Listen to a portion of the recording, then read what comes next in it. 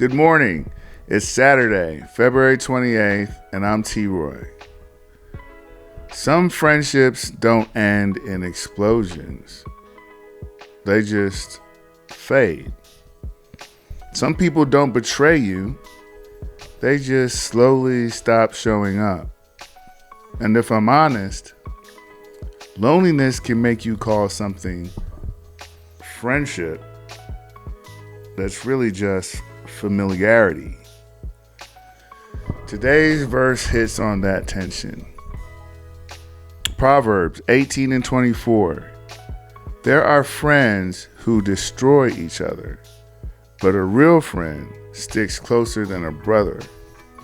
That's heavy because it means not everybody who feels close is actually safe. This verse is saying there are two types of connections. One, the kind that slowly tear you down, and two, the kind that you hold steady. And sometimes the difference isn't obvious. Some relationships are intense but inconsistent, emotional but unstable, close but not committed, present but not peaceful. And when you're lonely, you'll tolerate instability just to avoid silence. I've done that. I've confused adrenaline with depth. I've confused chemistry with covenant. I've confused intensity with loyalty. But scripture says real friendship sticks. It doesn't disappear when things get hard. It doesn't withdraw when emotions get messy.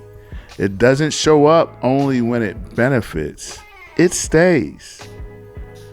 There have been nights in my life where I felt like I didn't have anybody. Legal battles, relationships ending, silence, transition, starting over. And it's tempting in those seasons to think, I must not be worth sticking around for. But here's what I'm learning. Some relationships weren't removed because I wasn't enough. They were removed because they weren't aligned. That's different. And here's a deeper layer. When everyone else shifts, Jesus doesn't.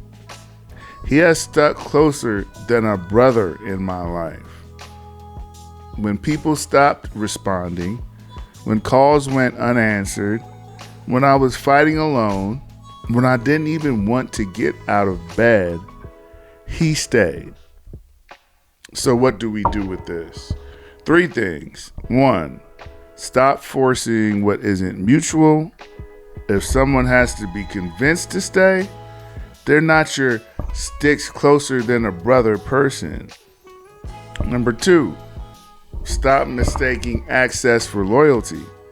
Just because someone has your number doesn't mean they have your heart.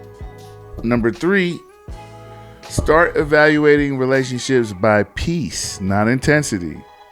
Does this person bring stability, or do they keep you emotionally off balance?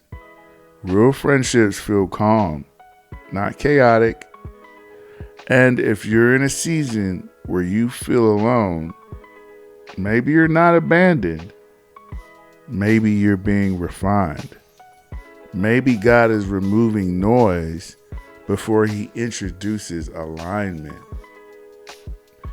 If you're in a lonely season right now, hear me clearly. You are not forgotten. You are not invisible. You are not disposable. You are in transition. And sometimes the most powerful friendships start with learning that Jesus never left. If this encourages you, even just a little bit, go ahead and hit like, subscribe to the channel, or share this with someone who needs strength today. And listen, don't try to walk this thing alone. Pull up to church this week. Text somebody in the group chat. Sit in a room where God is being lifted up. Your faith grows different when you're not isolated. And hey, real talk, if you're in a dark place right now, like really going through it, you don't have to carry that by yourself. Call or text 988. That's the Suicide and Crisis Lifeline. It's free. It's 24/7. There's a real person who listens. No judgment, just support. One day at a time. You matter. All right. See you tomorrow. Peace.